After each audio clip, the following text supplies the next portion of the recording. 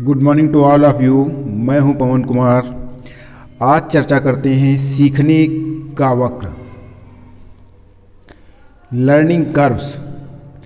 सीखने के वक्र जो हैं इसके विषय में चर्चा करेंगे।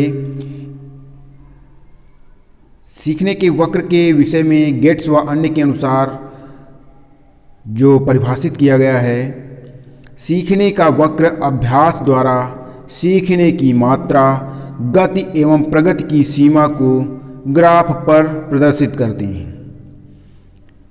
इस प्रकार से यदि आगे बात करें तो सीखने के वक्रों की विशेषताएं कुछ होती हैं।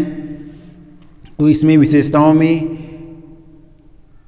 सीखने के वक्र को मुख्यतः 3 भाग में बांट सकते हैं: प्रारंभिक वक्र, मध्य वक्र और अंतिम वक्र।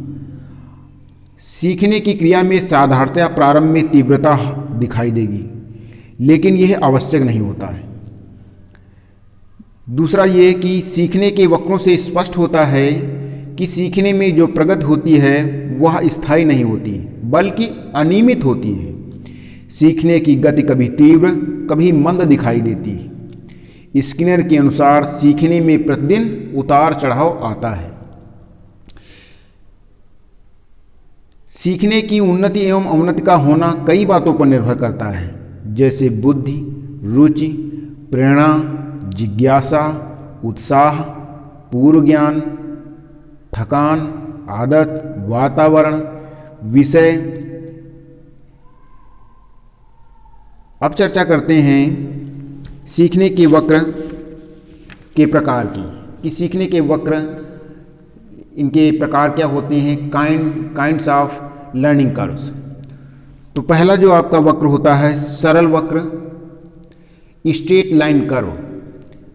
देखिए इसमें वक्र में जो क्षैतिज रेखा दिखाई दे रही है ये अभ्यास की रेखा होती है। अभ्यास या प्रयास के दिन, जिसमें समय लेता है व्यक्ति कि 10 दिन में सीख रहा है, 5 दिन में सीख रहा है। और इधर ऊर्ध्वाधर रेखा पर अंकित किया जाता है सीखने की मात्रा।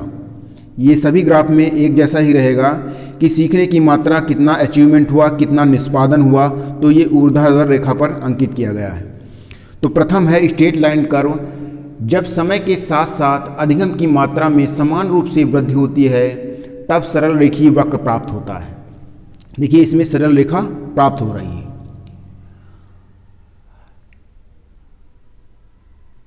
लेकिन ऐसा बहुत कम ही परिस्थितियों में वक्र बनता है।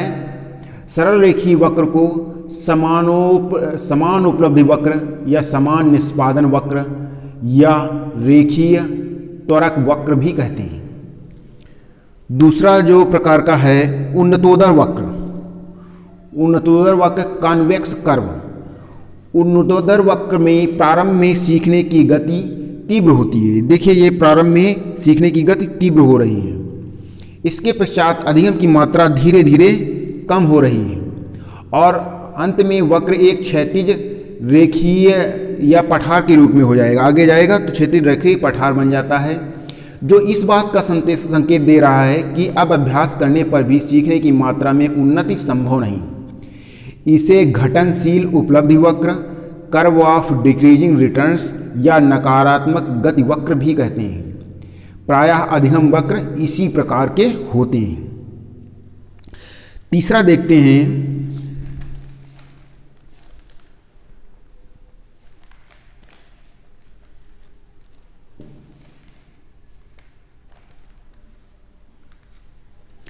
तीसरा वक्र देखते हैं नतोदर वक्र।